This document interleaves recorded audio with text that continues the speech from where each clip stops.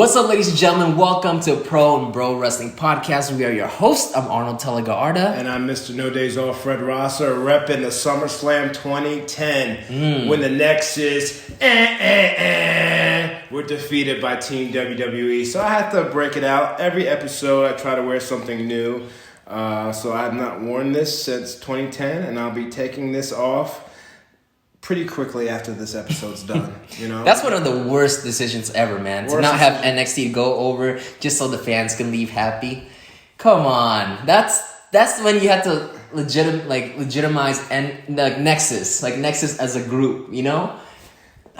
That's weird. There's nothing for me to say. You took the words out of my mouth, but we have a special guest today, the Boricua Badass. I like saying it almost like, you remember Armando? Yeah. What would he say? The Samoan bulldozer. Yeah. Umaga. Yeah. But this, Umaga. But today, you know, there's a song, it never rains in Southern California. It's raining today, baby. Cali needs a cleansing, and what better way to get a cleansing on a rainy day for Pro and Bro Wrestling? Yeah. And we got that Boricua Badass in the house, man. Yes, I can't wait to hear from her. Don't die with a story in you. Tell it is my motto, baby. Arnold, like I said, every guest we have on Pro and Bro Wrestling is very meaningful to me. And today, in this cold, rainy weather in LA, we've got none other than the cultural queen, the Afro-Latina, the Boricua Badass herself, Tasha Steelz. Yes. Tasha Steelz, thank you for being on Pro and Bro Wrestling. I always say don't die with the story and you tell it. So thanks for joining us. Nah, man. Thank you for having me. I appreciate it. This is going to be a good one. Yes, you know, I've always been a fan of you since I met you.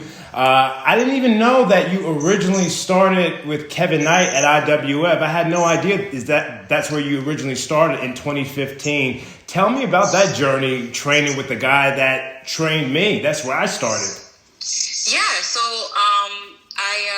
as soon as I got out of high school, I was ready to be a wrestler. I always wanted to do wrestling. It was just something I had my mind set on, and like nothing else could distract me from it. So when I got out of high school, I was just like, I'm gonna try and do this. And I started looking up schools online, and I saw IWF, and at the time it was in West Patterson.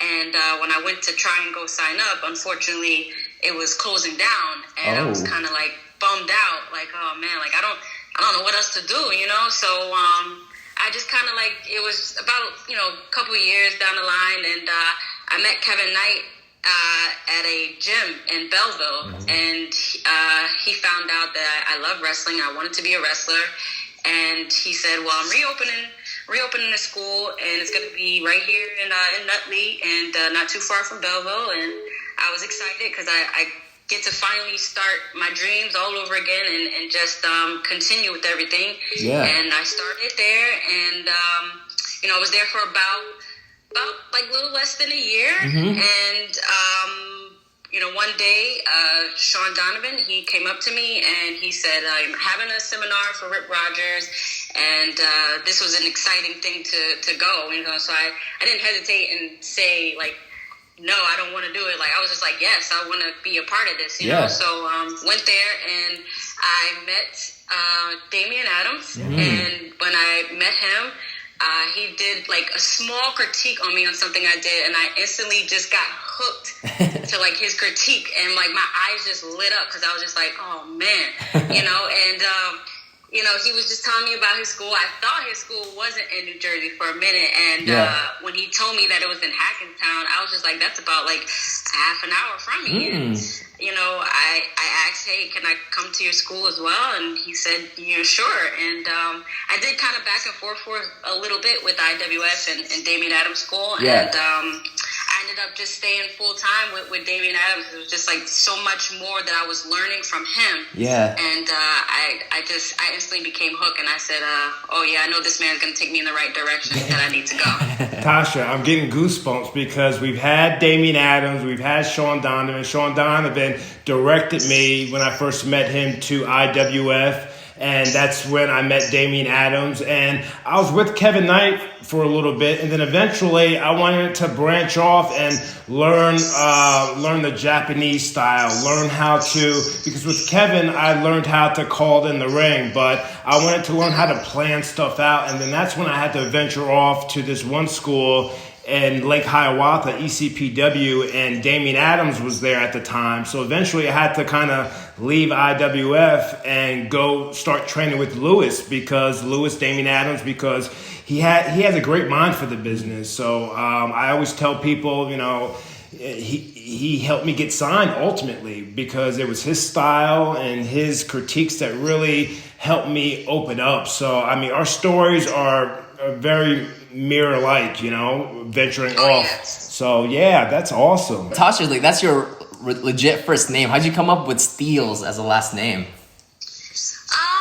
Well, I've always been a tomboy all my life, and I always wanted to do what the A boys beautiful did. tomboy. A beautiful tomboy. Yes, I didn't think that at the time when I was younger. I really didn't care about beauty, but I always wanted to do what the boys did. Yeah. And I've always done everything I possibly could do to just stay close to like my cousins and all his friends and stuff. So one day I just seen my cousin go out with a couple of his friends, because he used to play football. So they would do weight training. Yeah. And it would be weight training, and I was running track at the time. So my track meets. My track practices will be before their weight training. So once I was done, I would see them in the weight room, and I would just be like, oh man, like I want to do that too. So I started just going in there, kind of peeking my head in there, seeing what the boys were lifting. Obviously I couldn't lift it, but I did get my start weightlifting, and I didn't stop. So I just kept like building the arms, and like the older I got, the more bulkier my arms I became. Right. People were just like, damn, you got arms for steel. And I was just like, gains. I took it and I ran with it, and I was just like, okay. And then I was just, trying to come up with a name, and I didn't want it to be corny about it. I wanted something that's going to fit me, you know what I'm saying? So, my mom, she was just like, you should stay with Steel, but just put that Z on the end and just be Steelz. And I was just like, you know what, Mom, you're right about that. So I just stayed with Tasha Steelz. Yeah, that's dope. It's funny that you say that, because you and my wife have that in common, because my wife grew up as a tomboy too. And just like you, she hung out with all her guy cousins, and growing up, she's all into cars, and she would like subscribe to like car magazines. She knows more about cars than I do. So, so that's really cool to hear that side. And what's amazing is that I was watching one of your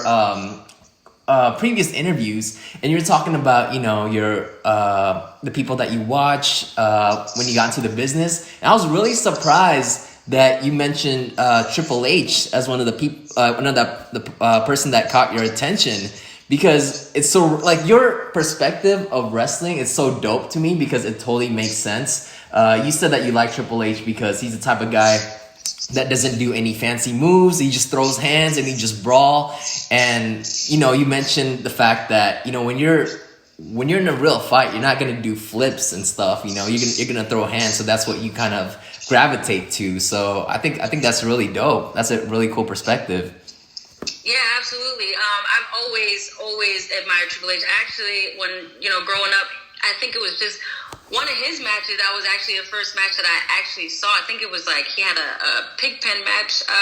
The Godwins against the Godwins. Yeah. And I just kept watching this guy, because he was just he wasn't boring, but he was just so different from everyone else. And the older I got and the more knowledge I got with wrestling, I realized he does the things that people that we admire and people we, idolize over, they do today. So it's just, these are the type of things that nobody does anymore, So I'm not that type of person that always want to do like flips and stuff. I'm really not that type of girl. I mean, you see that everywhere, and it's just like, how can you stand out? How can you be different? And it's just doing the average. Sometimes boring is exciting, and I've done it a lot in matches, and the standing ovations people get when they see just some old school wrestling is just amazing to me. So he wanted to just stay regular and just, always, he wanted to be a bodybuilder and he wanted to wrestle and he wanted to do so many things, and he wasn't all about the money when it came to this business. He just the love for this business, and that's just Absolutely. what I was. The love for the sport, the love for the entertainment, the love for the business. That's just what I love the most about it, and it wasn't really about the money. So, and that was the same thing with Triple H when he was, getting into it. So that's just made me gravitate to him more. Tasha, again, mirror images of one another. Triple H back home, my childhood room, I still have Triple H posters hanging up. Yeah. So he's a personal favorite of mine. I can go deep into the relationship him and I have personally, but again, this is about you and highlighting you. The one thing I love about you is the details, the details that you portray just by getting into the ring. You have a way of getting into the ring like that. It's just very the details are what matter to me. So I'm very, again, happy to have you on, and just the little things mean the most to me in the ring.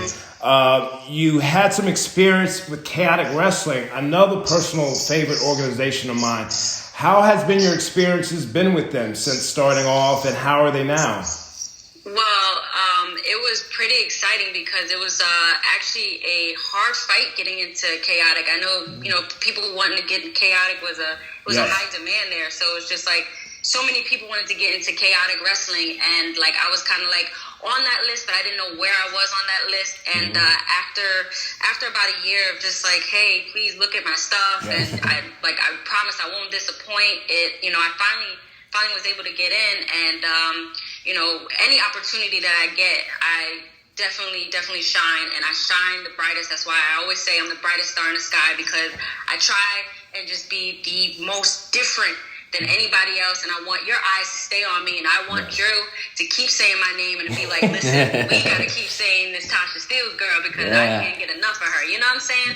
So when I went there, I had a match with Skylar, who's an up-and-coming pro wrestler, and she's also amazing, out of the New England area, and I had a match with her, and they were just blown away, because just the things I did, I just took it back old school style, and she's just used to doing other things with people, and did a little old school style with her, and they were just blown away about it.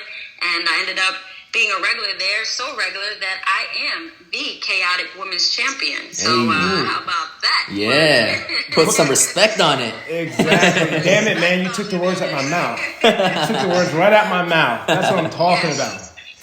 The one thing I loved about Chaotic Wrestling is, for me, I would travel every 2 weeks to do Chaotic Wrestling. They would pay me $25. And you know what? I was fine with that, because, they would give me opportunities with WWE. So I said, you know what? At the time, if you're going to get me bookings with WWE, and at the time they would pay me $500 in cash for extra work, well, you know what? I'll do these Chaotic Wrestling shows. One, because I love doing Chaotic, but two, they're helping me out ultimately to get signed to WWE in 2009. So, I love Chaotic Wrestling. It's a great place for people like yourself to really shine, and you bring that believability to the table. You know what I mean? Very convincing. If I was a promoter or had a roster, you would be on there with a female like Big Swole.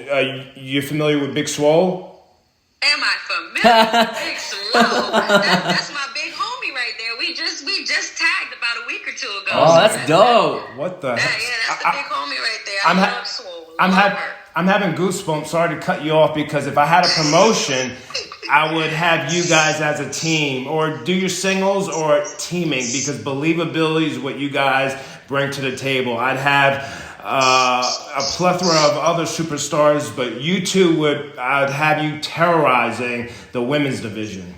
Play on word there, terrorizing. We will not disappoint at all. We definitely won't disappoint. Yeah. And Fred's right. There's a level of believable. What's the right word? Believability, if that's even a word. Like I said, let me just say realness. There's a sense of realness to you, because the best wrestlers and performers out there are the ones who are just themselves, with the notch turned all the way up. And I think that's who you are. You embodied who you are as a person, and you bring it into the character, into the ring. And I don't even think it's a character. It's who you are.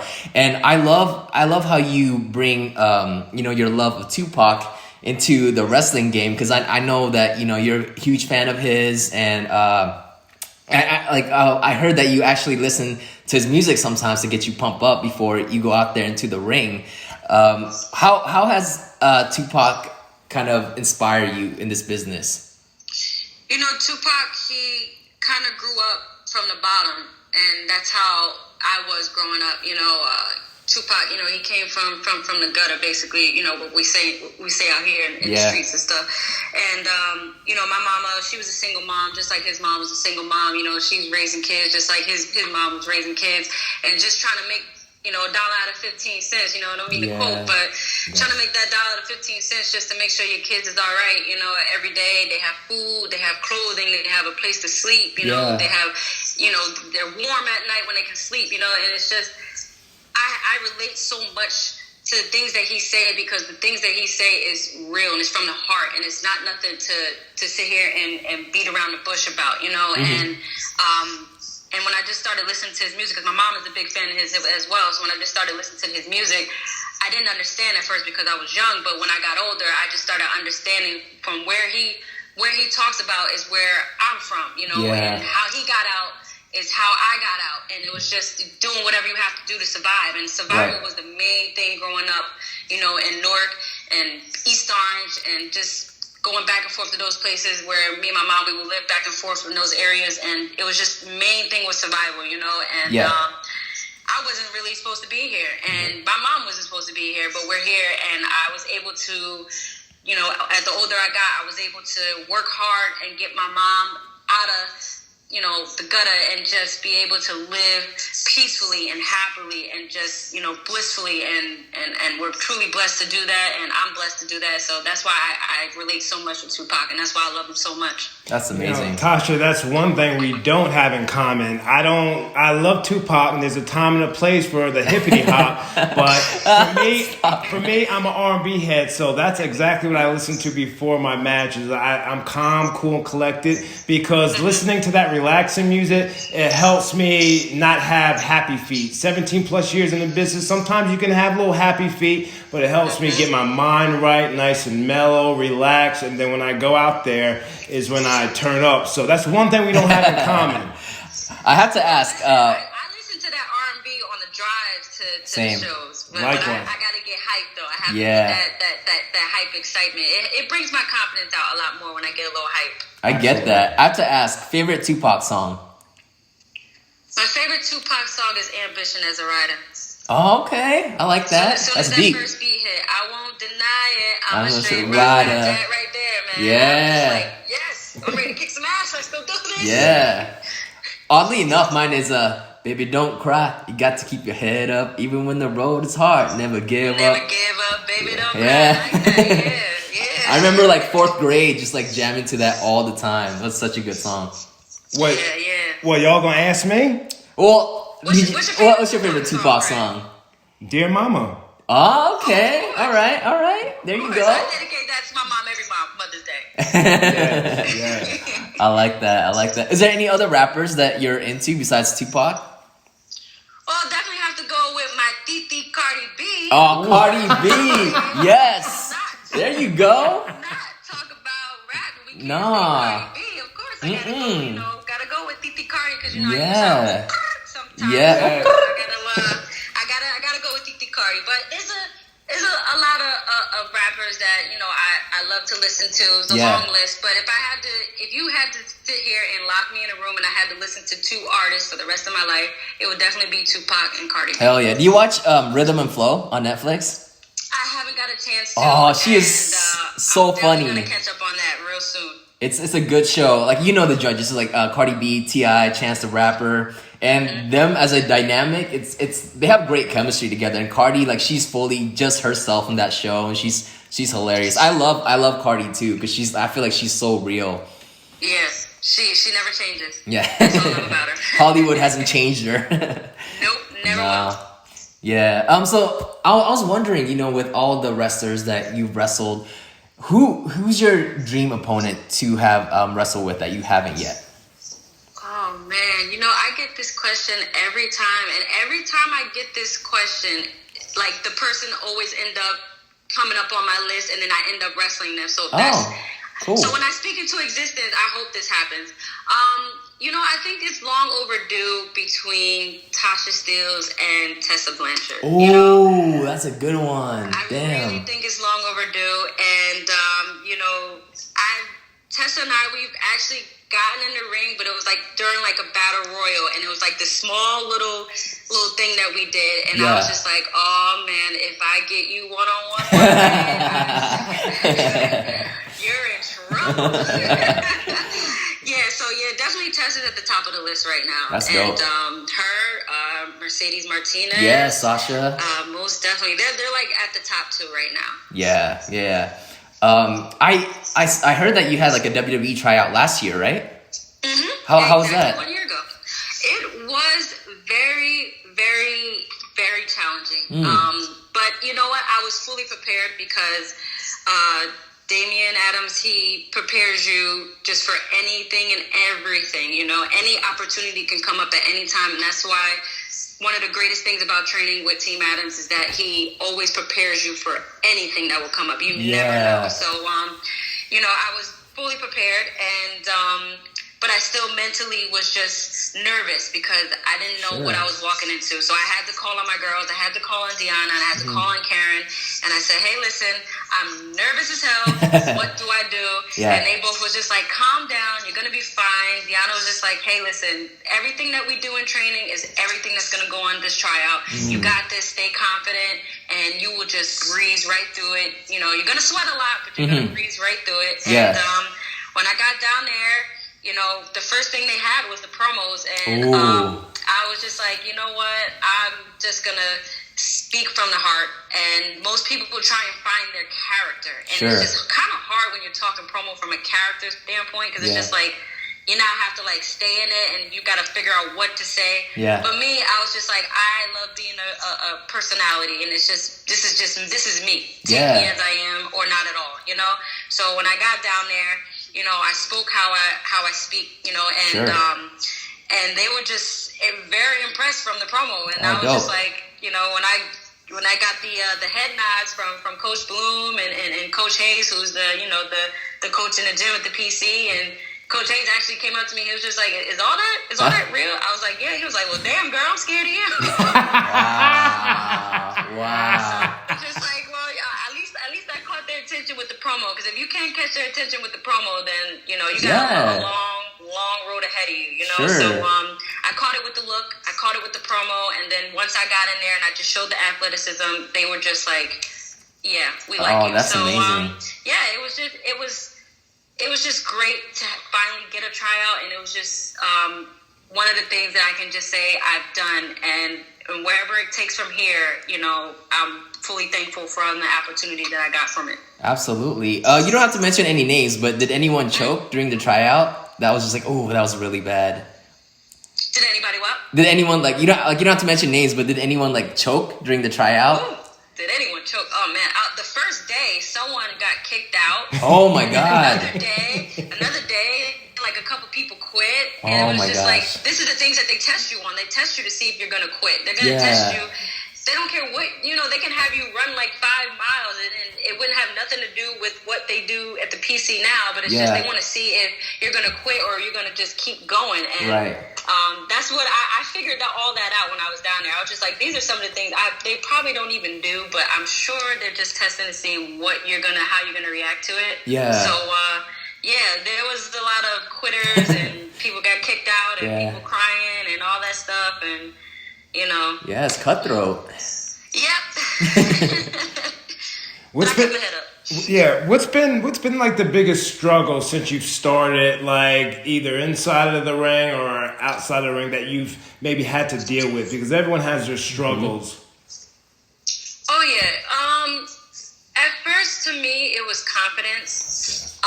Because it was just when I first started. I didn't know anything about when it came to calling a match or, remembering stuff like that. So it was just like, I was so nervous and I had lack of confidence in things. So it was just like, you just go through the emotion of a match, and it was just like, okay, but where's the fire, Right. who is Tasha when you see this match here. So it's just like, it was like that for me for like about over a year, you know. And then when I would wrestle Deanna, it was kind of like more nerve-wracking for me, because it's just like now I had like, you know, this kind of this weight, because now I didn't want to mess up in front of her, because here I am, I'm training with this girl, and like, you know, I kind of just admire her and the things that she's done, and I'm on the road with her a lot, and you know, I didn't want to mess up in front of her or mess up in front of my trainer, because you know, things that I do, it does reflect on my training and where I came from. So it was just a lack of confidence, and you know, from time to time I was just like down on myself about it. And it was just one day I just got sat down, and it was just like, hey, listen, just be you, have fun. And I would just hear it not just from one person, but another person and another person. It was just like, have fun. And if you have that hiccup in a match, it's all right. Yeah. You know, as long as you know how to recover, you know. And that's another thing we get trained on, is learning how to recover and improvise. That's the great beauty of calling on the fly and learning how to call on the fly, which most people don't know how to do anymore. So, it was just that. That was like one of my main weaknesses. And, you know, the more experience I got, the better I got. So, you know, now I can just say, you know, I can call a match with my eyes closed. That's amazing. Every wrestler would dream to be in that space that you're at, because it's so hard. You know, it is a big challenge to overcome, because it's just something that you have to learn through experience to overcome that. Tasha. Oh, yeah, absolutely. Tasha, I got to ask you, if there's a hiccup in the match, do you go to what's next, or do you try to repeat it? No, you go to what's next. Exactly. And you know who just learned that from working with me?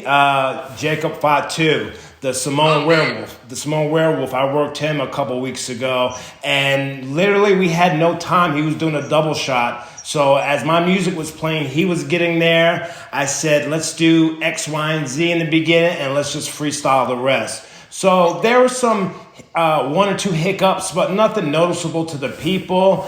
But he was maybe trying to go back to it, and I said, no, let's just keep it moving. Yeah. So that's how we were taught, Tasha, to you know, go to what's next. You know? And fans can tell, too, when you're trying to fix something or redo a spot. I remember there was a time where Chris Jericho did the Walls of Jericho on someone, and Randy tried to RKO him from the back, and he missed, and he did it again. But, you know, off the bat, it just didn't look natural. Like, it just looks like take two, you know? So, yeah, that's the right call. Yeah, you can always go back to that spot, but try and just separate it a little bit, you know, like just do something else and then get to it. That way nobody can tell that, you know, hey, we had a hiccup here. So, basically. Yeah, and you did some work with for NXT too, right? Oh, yeah. Nice. How many matches have you had with them? Well, I didn't have a match with them. I did like a little segment with them. Nice. That's what I did at NXT. Did a little, you know, the No Way Jose on the main roster. Yeah. Yeah, and then I did, you know, I had my matches with Ring of Honor, had a match with Impact, and haven't done anything with AEW yet, so fingers crossed, hopefully soon. Yeah. But, yeah. I just think the name the Brico Badass is so dope to me, because aside from, you know, Carlito and the Colognes, like I felt like the last person that I remember that rep really hard like that was Savio Vega, you know, with his crew like Los Boricuas, and it's really cool that you're definitely bringing that back and putting it on the map. Oh yeah, especially as a woman, you know, not too many females out here, you know, represent, you know, that Boricua. So, you know, I'm glad to represent it. And me being African American as well, you know, being that Afro-Latina, I'm glad that I can just represent both sides and just bring it out more, you know. And I represent hard, you know, and I love my heritage, and, you know, Latino everywhere, you know, I love them. So that's what I love to do. Yeah, that's so cool. Any injuries? You know, knock on wood. You know, I've had my fair share, but how do you feel? Let's knock on that wood real quick. Nothing major. I think the most that I've gotten, I had a torn ligament in my ankle. Okay. And I did it at training one day. So, but I was only on crutches for like 2 weeks. And then after 2 weeks, I, you know, did a little therapy for a good week and a half. And then I was able to walk on my own after that. And then went right back to training, and then I was fine after that. But nothing major, thank God. I'm going to keep knocking on wood again because I did not want that to happen. Yeah. Not at this time. Yeah. I'm really at the high point of my career right now, and last thing I need is an injury. Yeah. And that's the one piece of advice I give to anybody and everybody, because you'll get, this business is all ice cream, just different flavors. So people say, oh, you should hit the ropes this way, or you should throw a punch that way. But my advice to you and everybody else is always take care of your body, because your body's what makes you money. The hips are the first to go with a lot of the wrestlers. So we have to make sure that we strengthen our hips, just make sure everything, because we don't want to be, we don't want to have any disabilities when we get up to the main roster, because that's where the goal is for all of us, to be up on the main roster. So Absolutely. Keep that body healthy. Yes, of course. Out of all the wrestling companies out there that you worked for, is there a specific company that you want to stay in for the long haul that you have in mind? Being in like all those locker rooms, I've seen just so many different things, and just I don't want to say one thing is more favorable than the other. Right. Wherever God takes me and blesses me at, that I'm totally fine with, because I was able to share a locker room with a whole bunch of girls, and been able to just connect with a lot of girls and just share their mind and their mind state on things, and just be able to talk with them. So right now I don't have a favorite, but just wherever that opportunity comes knocking on my door, I'm ready for it. That's amazing. I love it. What's your favorite quote? Like, what's something that either you have, maybe one of your favorite quotes, and what's the best piece of advice that you've gotten? So that's like a 2-part question. Okay.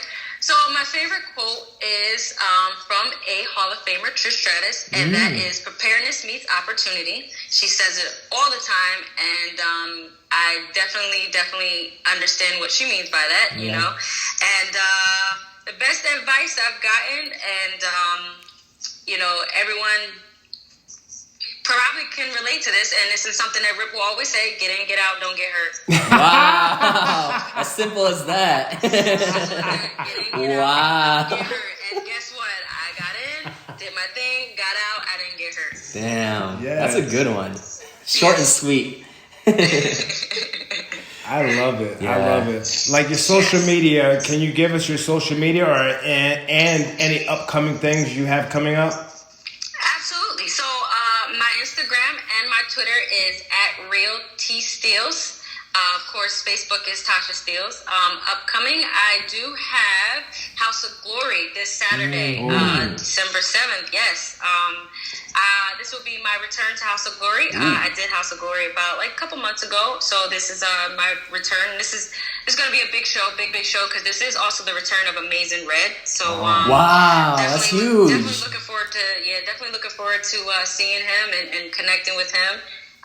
And it's also, the main event is Lucha Bros versus Private Party. So I don't think anyone wants to miss that at all. So that's going to be at the NYC Arena in Queens. I do have some upcoming stuff after that that I have to keep on the hush right now. Okay, can respect that. Let's just say you never know where you're going to see Tasha Steelz, Oh. but just keep your televisions on. All right. Social media working and active, because going into 2020 is a big deal for Tasha Steelz, and I'm very, very excited. That's good. Well, like I said, don't forget that piece of advice. Take care of that body. But this was a really cool episode having you on. I really appreciate it, Tasha. Oh, no. Thank you guys for having me. This is definitely fun, and I appreciate you bringing me on. Heck yeah. Well, good luck with everything, and definitely stay connected. Absolutely. Thank you so much, guys. All right, Thank you so much. Have a good one. You too. Damn, you can just tell. Sometimes when you talk to someone and you just know that they have a good heart. Yeah. She's one of them. Yeah, she's definitely one of them. Like I said, every time we have a guest on Pro Wrestling, it's very meaningful to me. And I remember Damian Adams showing me different promos of people that he had, and hers just stood out, you know? Because when you watch her promos, again, believable, and and two, she's got that Cardi B type feel, but it's her own, you know. Yeah. So, like I said, I gravitated towards her. Absolutely, she has that energy. And if I was a promoter, like I said, she would be terrorizing. You know, I love the word. You know, I use it all the time. Terrorizing the women's division. It's so weird. Like sometimes you just hear a person talk for the first time, and you feel like you've known them. Yeah. Just because of how comfortable they make you feel. Yeah. And that's what she did. She has that, like, I don't know, her energy's like positive and just like chill in a good way.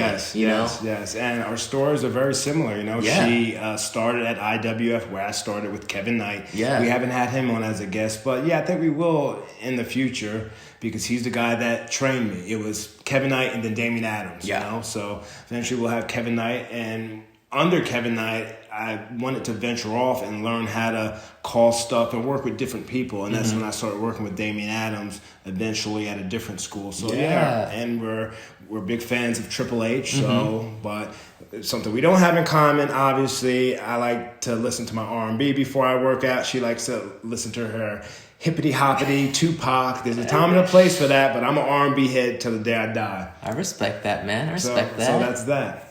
I didn't ask you if you knew any Tupac songs. So I didn't know you knew enough about Tupac to know. Like, I know Tupac. Okay. I know Tupac. All right. Dear Mama, and other songs I know. I just don't know the names of it. But, I hear you.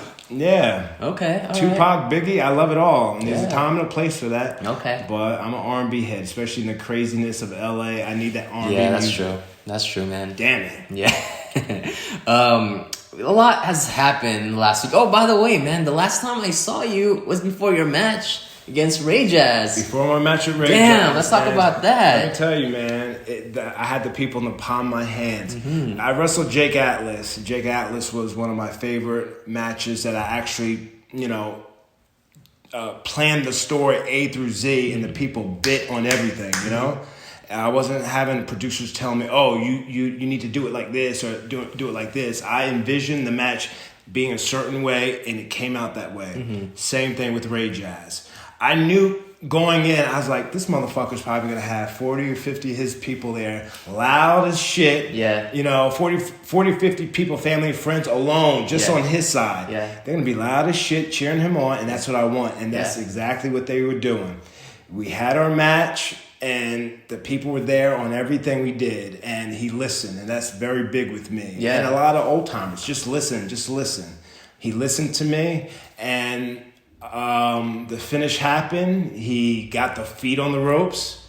The people still cheered him. Even though he cheated, people still cheered him. My videographer, as we speak, Drew Chimnick, he has experience with WWE. He's independent now, and he's moving from Jersey to California. He was there filming it for me. And the people were right there. As soon as he 1, 2, 3, he beat me with his finisher, the flying backslide, feet on the rope, place erupted. Eventually, big production with the referee, the special enforcer, one of the professors on the campus that kind of put it all together. They had their little meeting, and then they said, eventually this match must restart. Okay. And like the people were like, what do you mean restart? So he comes charging in the ring. I sidestep him. He lands on the apron. I give him my move on the apron. Boom, belly back on the apron. And then I proceed to beat his ass all over that gymnasium, ECW style, whatever you want to call it. Yeah. But I had my best friend Adam Glenn there, and I said, I'm going to beat this motherfucker like it's ECW, like when we used to go to ECW matches. So it was really fun to beat his ass all over that arena. The chairs cleared. His people cleared, and they were following us. Oh, my God. They had me surrounded. Wow. And I asked Ray Jazz, I said, no, he told me, he's like, his people got up because they were going to whoop my ass. And that's where we talk about believability. I think that's the word of the day on this podcast, believability. Yeah. And they were eating out of my hands. And that's what I felt like they were going to beat the shit out of me as I was beating him all over that fucking arena, man. And eventually we took it home, and I got the W, man. Yeah. I mean, you got a big reaction, too. I saw the Instagram story, and that's why I was so confused when you first said that he went over. I was like, wait, what? Yeah. Because I had no idea that the match must continue, like Iron Man style. Exactly. And I told my trainer, Damian Adams, who I would always look to him for advice, you know? And this match, I had it mapped out in my head. I envisioned it. This is how I want it to go. I'm like the Black Pat Patterson, baby. Because Pat Patterson is like the main guy for the finishes. Yeah, you know? it's the biggest finishes in all of wrestling. Wow. He's done it, and that's how I felt. The people bit on everything. Yeah. And my grandfather was there too. I saw my 94-year-old grandfather, my only grandparent that seen me wrestle live in front of 100 people and 10,000 people. Yeah. And I had it mapped out. Once the match goes well, I'm beat up. Literally, we went 30 minutes. Yeah. And I grabbed the mic. I had to put my boy Ray Jazz over. Of course, yeah. Because I told Ray Jazz, don't be telling your people that, we're friends. Yeah. Tell them this is real. Yeah. Because I want the reaction that we got, and that's what we got. I got on the mic. I said, Ray Jazz, you definitely got a future in this business. You took me to my limit, whatever, blase, blah. And then eventually we hugged it out. Yeah. And I was hugging him for like a good 40 seconds, you know, because I wanted to get that for my videographer, get that moment. I'm hugging him. I'm like, good job. Good job. We're going to stay in this hug. You said that? Yeah, because I don't want to just like hug and break off. I said, just stay with me. We need this moment. God. We need this moment. Yeah. I'm loving this moment. You did a good job. We're going to stay here, baby. We're going to stay here. And then that's that. So that's amazing, man. It came out exactly the way I wanted to, man. It's beautiful. And I felt rocked too a little bit. Like I was kind of out of it. There's probably a moment in there when I got rocked because it was physical. It was physical, and this part of my head was like very sore for a good week, man. So I don't know if I was concussed or whatever, but I'm glad I sacrificed the trip to Singapore to take on the match. I can't wait till the videographer. I know, me too. I can't wait till he, edits it and all that stuff and sends it to me. I'm going to post it like crazy. So you can post it on your channel too? A YouTube channel, Fred Mr. No Days Off roster, and I'm going to be posting it everywhere. But I was exhausted. Man. Yeah. I was exhausted. I literally, the next day, Sunday, I didn't do shit, man, because NCAA All-American, I felt it, man. Yeah. I was hurting. I didn't recover till the match was that Saturday. I recovered that Tuesday. I was a mess. But on top of that, I was able that Thursday to speak to over 500 fifth graders again in Union, New Jersey. So I was busy, man. Spoke Friday, spoke Thursday to 500 kids. Friday, I spoke at Centenary University at the Little Theater, and it was almost like a TED Talk for me. Oh, dope. So, and I spoke for like an hour, man. That was a long TED Talk for me. And it was really cool. I didn't prepare like a TED Talk, but it was like a TED Talk for me. And so I conquered that Thursday, Friday, then Saturday I had that big match. So it was like work hard, play hard for me. Yeah. I was able to get my compensations, you know what I mean, for all my hard work. Sure do. And then be able to sit back and relax with my 94-year-old grandfather, have Thanksgiving dinner, and eat lots of sweets, and just struggle in the bathroom, man. Struggle in the bathroom. I'm not all the sweets and the food. I just struggle, man. Yeah, it's worth the risk. It's worth the risk, and I'm happy I did it. Yeah. And my last 2 independent shows are coming up for this year for Cactus League. I was going to say Chaotic Wrestling. That's in Boston, Massachusetts area. But Cactus League Wrestling, my last 2 shows. And I think I'm still working Sean Spears. Dope. So we'll see that. Sean Spears is... he's been a bucket list of mine for years because he's good at what he does. So, I can't wait for that to happen. Yeah, so my body's just getting right. I just got a haircut. I got the glow going on. So, I'm definitely ready for the match. This is going to be in the Phoenix and Tucson area. Oh, that's amazing. Yeah, man, my last 2 shows. And it's funny, 2020, I'm not going to make no promises I can't keep. But 2020, I hope, is an exciting year. And it's funny. of all people that just started following me, ROH started following me. Oh, there you go. So I don't know who's running their social media, but why? Yeah, why not? No, that's the question. Why not follow me? But why? Why they follow me? Yeah, what's their intention here? Who's watching me? So could it be because of that we're just rocking and rolling with this podcast, episode 33, man. 33, and I had 32 on my little cheat sheet. You know, I come prepared, but I had 32. Yeah. We're on episode 33. Yeah. And like, I guess maybe from doing this podcast, people hear, people listen, people talk. Yeah. So you're like helping me out. Like, who was it that Conrad Thomas and Thompson? Thompson. Yeah. I said Thomas. Yeah. Conrad Thompson. Bruce Pritchard. And Bruce Pritchard. Yeah. So they were doing it, and Bruce is back in WWE. Yeah, he's back in WWE. Yeah. You know. Yeah. And like.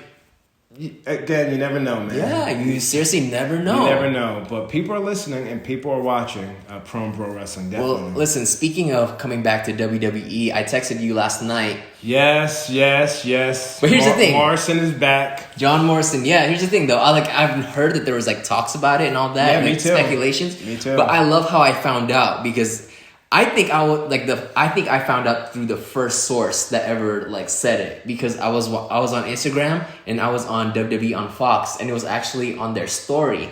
That's when they first broke it out that on Fox. Their show with Renee Young. Yes. And they broke it out that it was John Morrison is coming back, and that's when I was like right away. I texted you, I texted my friend Mike, and then they posted it on Instagram and it became official. Now everyone's like posting, but it's really cool, man. So with Fox, like they want to be like TMZ, huh? Yeah, that's the first like. Besides CM Punk returning, that's the first breakout news that they revealed because they wanted to feel the show to be like a must watch.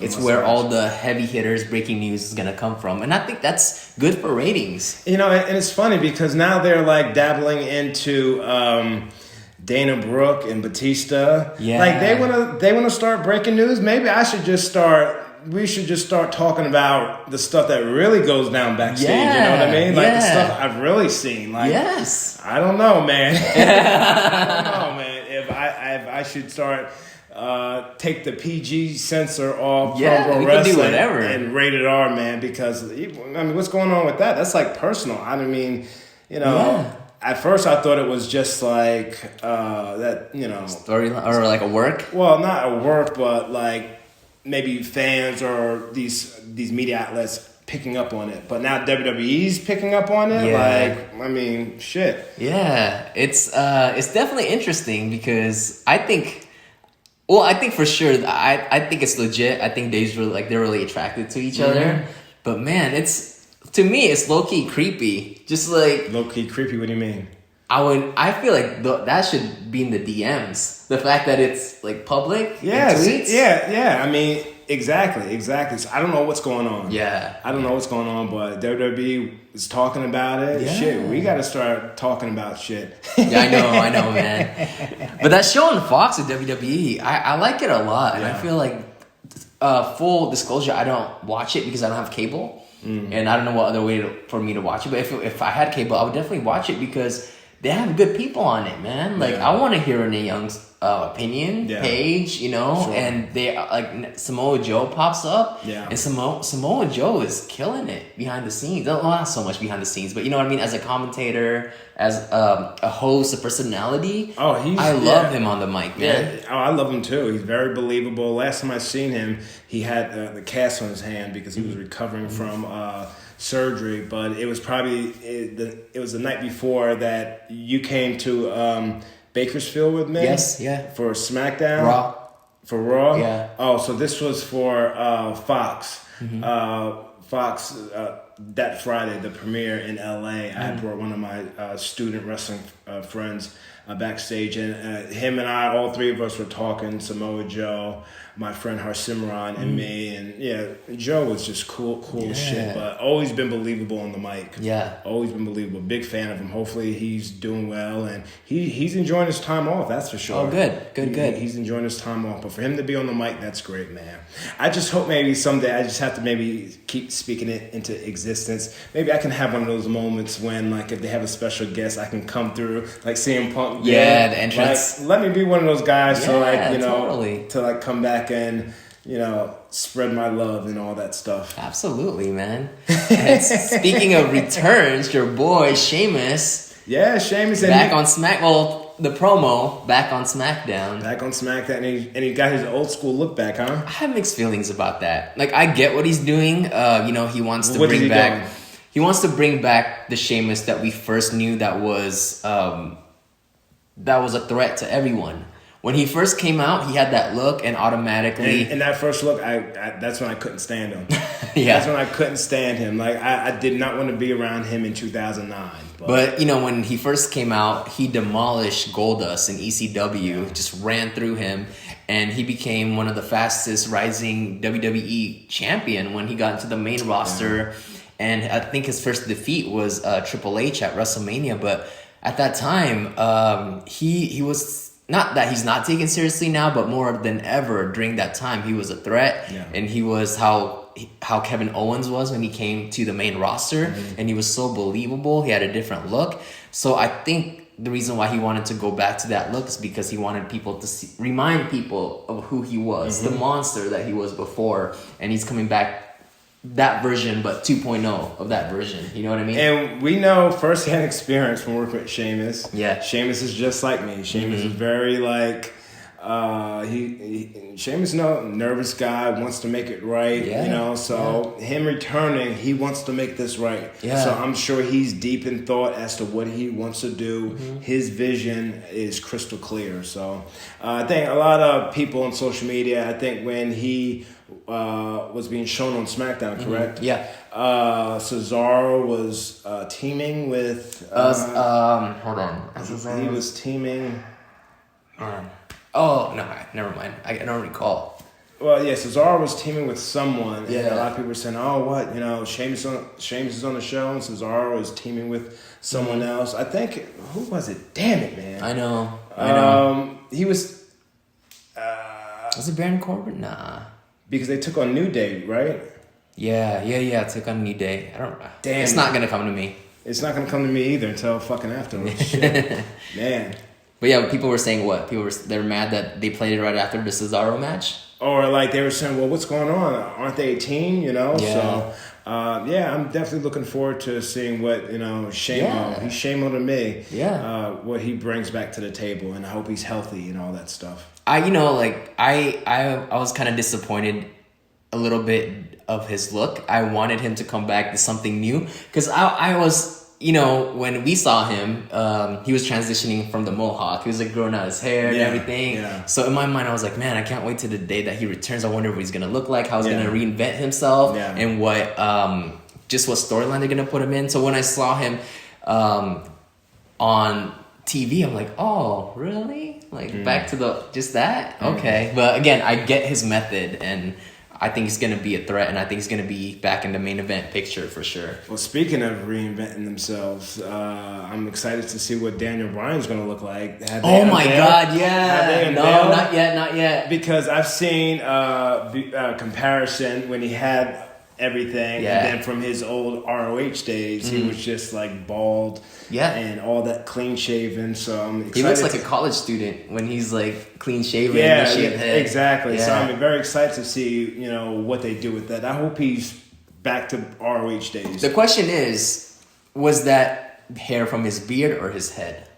Oh, what if he just comes back still with the long hair and clean shaven? Oh yeah. Or shaved head keeps the beard. You never know. But I loved how the Fiend came up from the ring. He grabbed him down. He just didn't go down. Daniel Bryan's kicking him, like trying to get out of it. Yeah. It was a struggle. It wasn't just like he just like swallowed him and he went down to the belly of the belly of hells. Yeah, they always say that. Yeah, JR said some shit like Not that. JR. What was it? Oh, wait, JR would say that. You're right. Yeah. Back in the day. Yeah, so like he was kicking him, a struggle, then he pulled him down, and then he came back up. It was beautifully told. And speaking of the Fiend, after we film this podcast, I have to write an article for Sportskeeda Wrestling about my experiences with the Fiend. That's why No sushi. No sushi. That's Wah, right. wah, wah. Yeah, no sushi, but hopefully next week. Yeah, definitely hopefully. Definitely next week. But I gotta, I'm getting compensated, so I have to stick to the plan. Sure. And I signed an agreement. Sure. So, I did the first article, my experience with CM Punk. So this one I want to knock out. I promised Sportskeeda Wrestling that I'd have it done by the weekend. So hey. Work is work, man. Work hard, play hard. So, yeah, and that's legit. So I want to knock that out, and then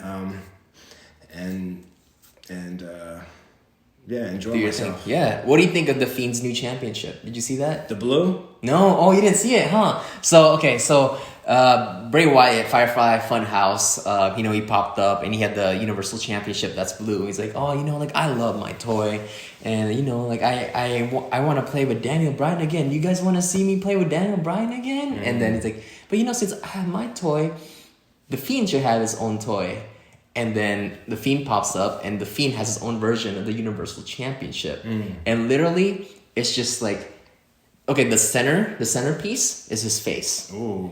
And then the strap is kind of like what the mask actually looks like. Because you know how he has that like strap to the back? So that's kind of like the strap. So it's literally his face on a leather strap. And that's the Fiend's Universal Championship. Merchandise, baby. Merchandise. I know. They're super smart about it. But, I feel like an old timer now because I've been going over 2 years.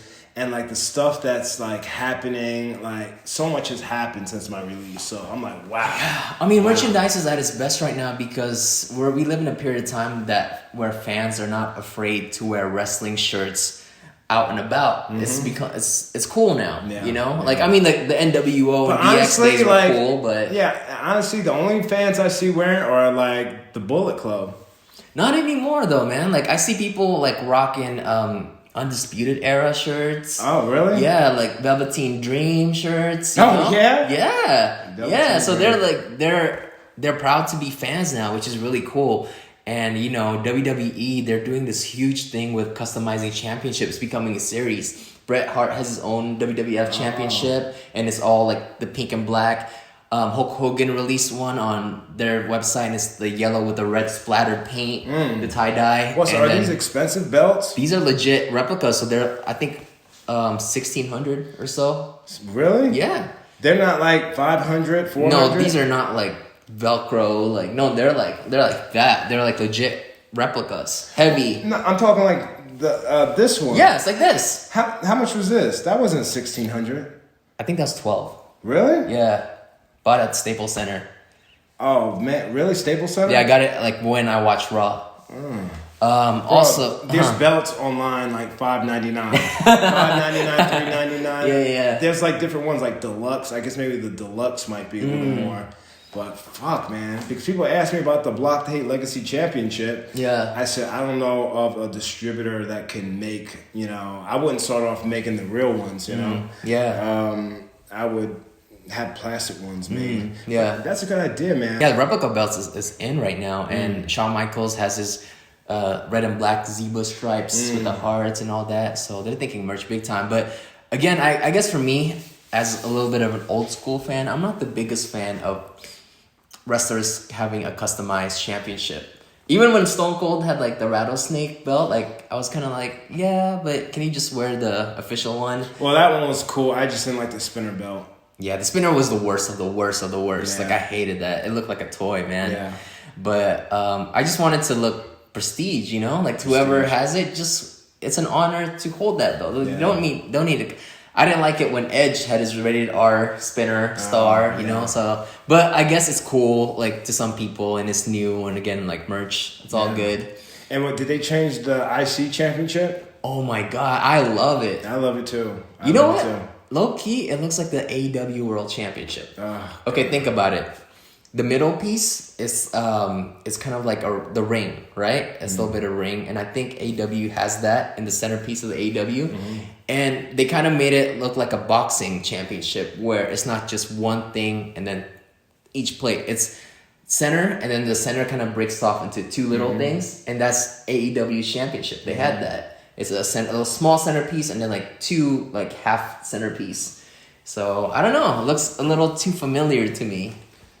But it's it's a legit, it looks beautiful. It looks like a traditional wrestling championship title. I love it. Some people are complaining about it, but I like it, man. I'm still a fan of the original, Yeah. The original Intercontinental Championship. And for me, if it ain't broke, don't fix it. But I think I think they just want to change it because Cody was the one that brought it back. He was the one that brought it back. So they want to just do that. Yeah, I think so. to cut ties completely. Jeez, unbelievable. So what did you think about Seth Rollins slowly turning heel? Seth Rollins slowly turning heel. I prefer him. I prefer him as a heel. I prefer him as a heel. What do you think? All right, just my opinion. Again, I don't know him at all, but with stories that I've heard, I prefer him to be a heel because maybe he's a heel in real life.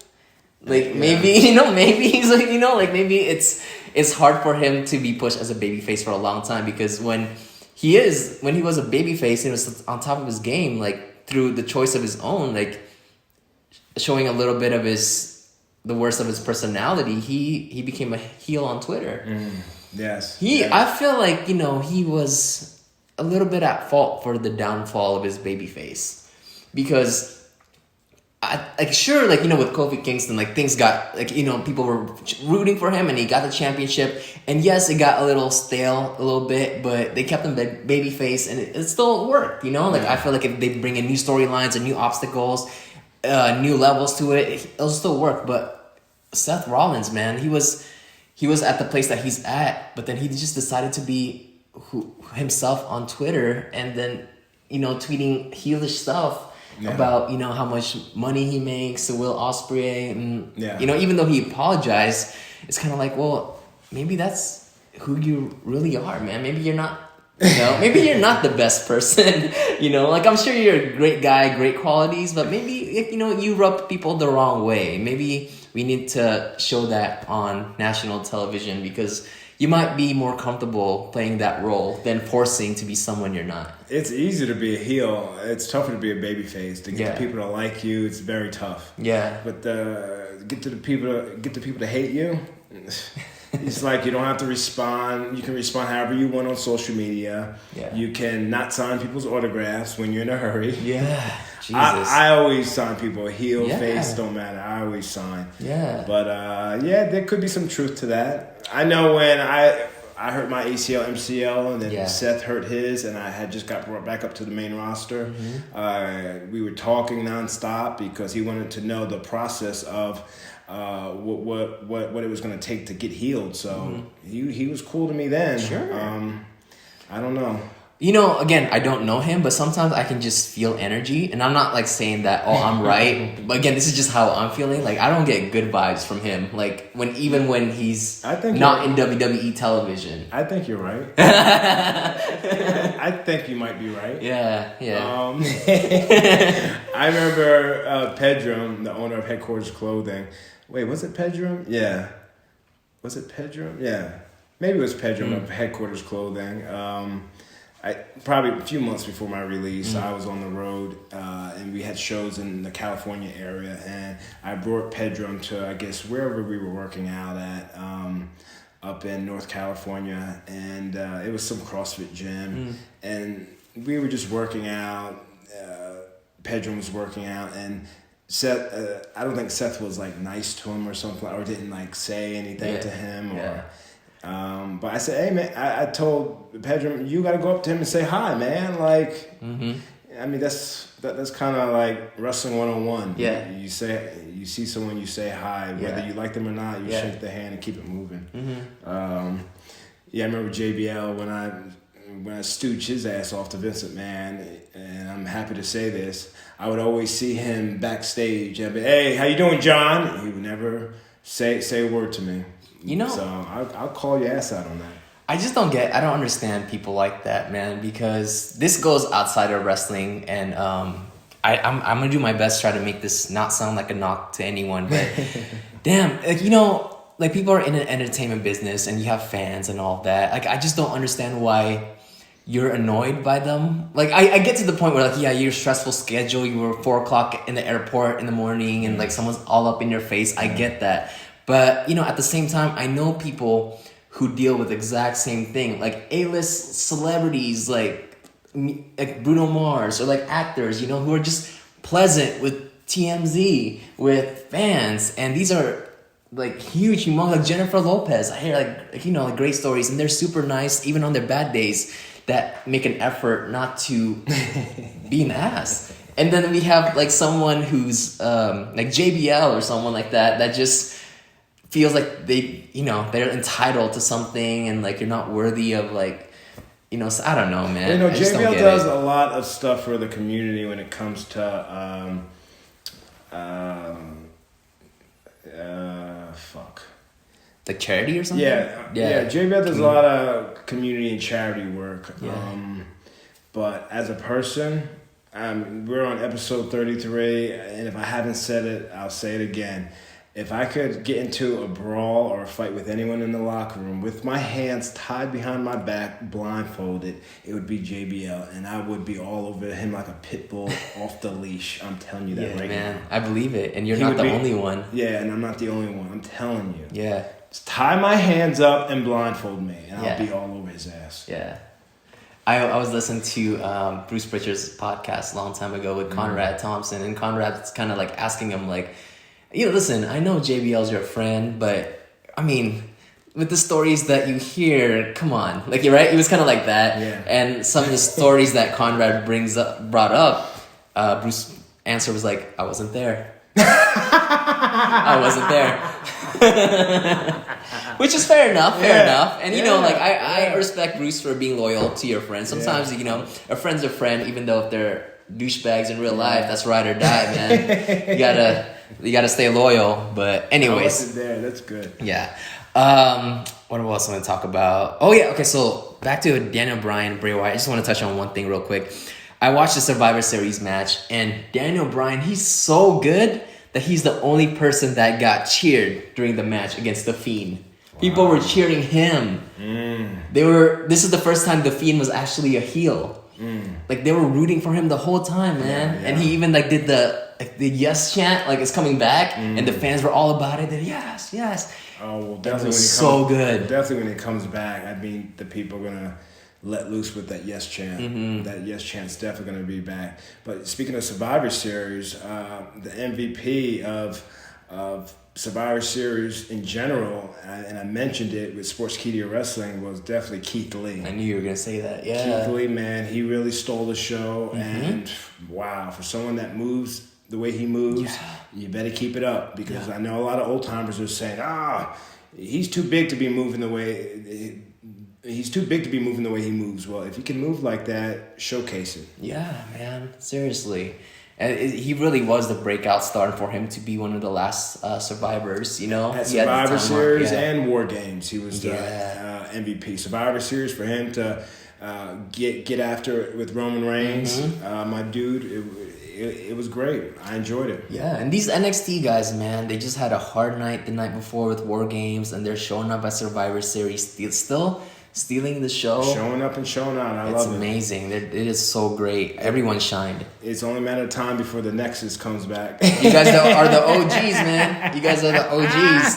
I can't wait for that build-up, like, and the reveal, you know? Well, you know, Wade Barrett apparently is doing commentary work with NWA Power. Oh, cool. Nice. So there's so much going on. AEW, NWA, ROH, just so much going on. But, you know, Wade's doing commentary with Power, NWA. And, you know, who knows what can happen in 2020. Yeah. But, yeah, it's me and Heath always talking about that reunion.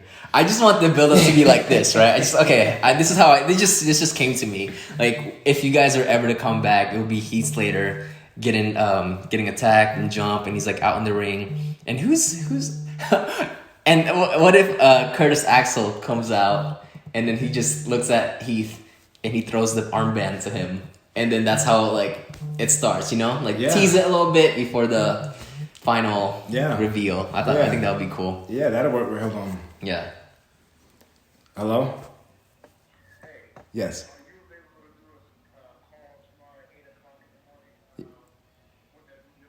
Sure, no problem. All right, no problem. All right, thanks. Business. Yeah. What was I gonna say? But yeah, I think that'd be really cool, man. A good way for Nexus to come back. Yeah, I keep saying it, man. So you just got to speak it into existence. Yeah. But shit, I ain't waiting for that, man. I'm doing my thing. Yeah. So fun thing. New Day started their own podcast, and it's the second official WWE podcast. It's called The New Day Feel the Power. So right now they have Corey Graves After the Bell and The New Day Feel the Power. And they just launched it this week. And I listened to the first episode and it's really, really good. Here's one bad thing that I would say about WWE, the official podcast thing, right? Mm-hmm. They have producers that make their time, there's a limit to their time. Mm-hmm. So that's why I feel like that's the only negative side, because their podcast, the first episode was really good, but they had to cut it short because they would say, the producers are giving me a sign that we need to wrap it up. And how long were they? 44 minutes. 44 minutes? Yeah. So I think they have like an hour span. So someone probably in social media that's helping them with that. So, to get people to listen to, it's got to be 44 minutes or under an hour. But it kind of hurts their content because they had so much more to say. And me, as of a representation of their audience, I was like, I wanted more, and like they got cut short, and it just makes WWE look bad, you know? Because I wanted to hear more of the New Day, and they're like, oh, sorry, producers telling us to wrap it up, so we got to wrap it up now. Well, that's why. Yeah, I'm telling you, man. Like, keep saying it. Someone's watching it. They got social media police watching. Oh, these guys are doing a podcast, I mean, that's a good idea. Mm-hmm. Have talent do podcasts. Yeah.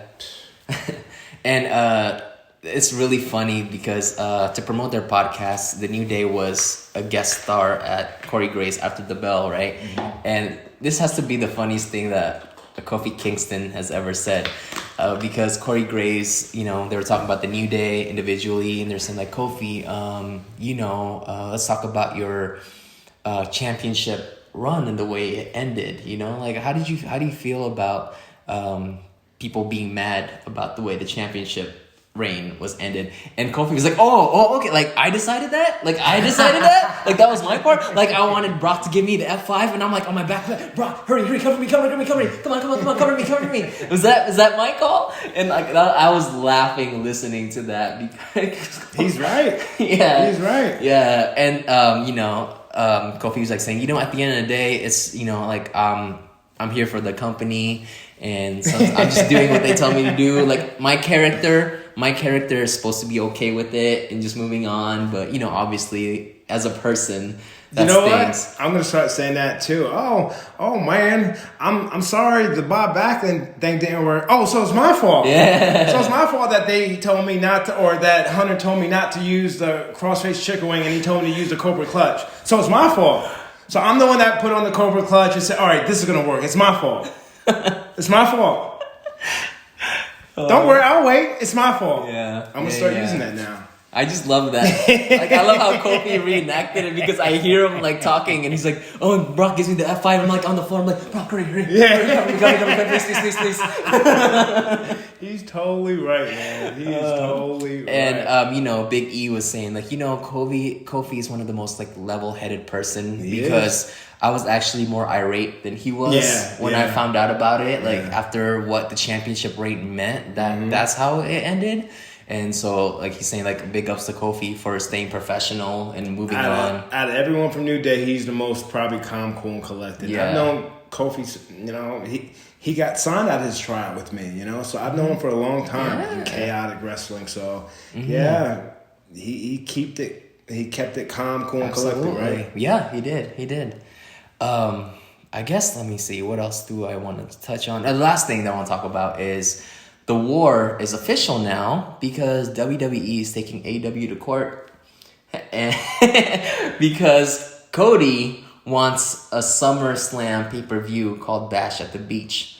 And is that why WWE had this, was it a mini pay-per-view called Starcade? No, they've been doing that. They own all the rights to WCW. They've been doing that. They've been doing Starcade? As a house show, yeah. Because I've seen Starcade, Starcast being Conrad's deal, but like no, it's just like too much Starcade, Starcast, SummerSlam. What? I'm sorry. No, because since WWE bought WCW, they bought all the names and all the rights to it, and obviously at that time Starcade was WCW's WrestleMania, so they still want to keep that alive. And actually, the first Starcade house show that they had, Dustin Rhodes was still there, and Dustin wrestled as the Natural, and Arn Anderson did the spine buster on Dolph Ziggler, so they kind of kept it true to its roots. But yeah, they did it again recently, and the Nature Boy was there at the house show, which was pretty cool.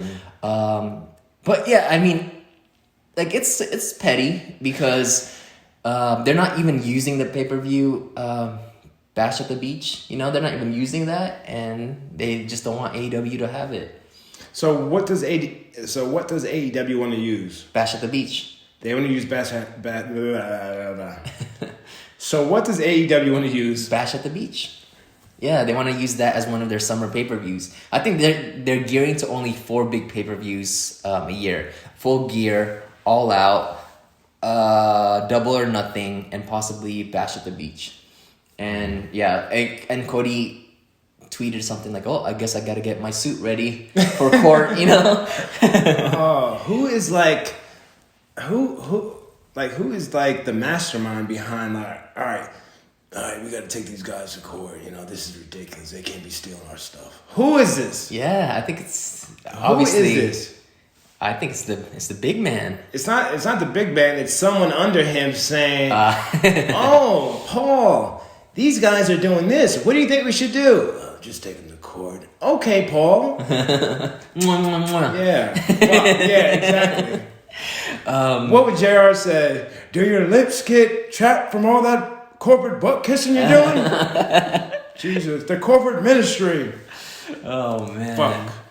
What? And then they asked Cody, "Oh, how do you feel about Randy Orton using you guys as leverage to get his deal for WWE?" Because Randy just re-signed and he got a great contract, and Cody's like, "I'm all about it. I'm happy." Like, the reason why I wanted to do AEW is to create a new revolution in wrestling and a wrestling renaissance. And I think that's what we're doing. We're creating better lifestyles for wrestlers, better opportunities, better pay.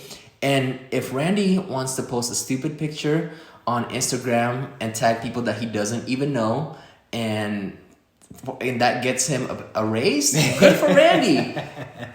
And I love how he ended it with but I never beat him in WWE, damn it. But yeah, that's fun. I love where Cody's head is at, Yeah, of course. And that's a level-headed dude right there. Absolutely. But yeah, man, I think that's what a crazy week in wrestling. Every week is almost as crazy because it's no longer just WWE and TNA New Japan anymore, like there's so many things going on, and and watch it all. And independent wrestling is booming right now, and it's I used to always get nervous. Oh man, we're not gonna have content to talk about, but yeah, we always have stuff to talk about. Oh, so much. So the hard part is putting a cap on it. Well, we ain't putting no cap on Pro and Pro Wrestling. Yeah. WWE can do that. Yeah, that's true. But we ain't putting no cap on Pro and Pro Wrestling. Well, thank you guys again so much for watching. It has been such a fun episode. We had a great guest, man. She's the best, and we're just so lucky. By the way, I saw the post that you posted of all our guests for Thanksgiving, the Friendsgiving post. Oh, yeah. And then it's so mind blowing to me because I'm like, damn, like you gotta had see all these people on the podcast. Exactly. You gotta see it first. Once you see it, that's why I love doing like the throwbacks of like pictures and stuff like that. When you see it, then that's when like the light bulb pops on. Oh, that's pretty cool. Yeah. The guests that we've had on, and hey man, it ain't stopping. The grind don't stop. No, man. I'm doing podcasts. I'm a writer for Sportskeeda Wrestling. Yeah. I'm making moves, baby. And I'm still active in the ring. Yeah. Doing it all. Triple threat, man. Triple threat, baby. Thank you guys so much for watching. And until then, block the hate, salute the great.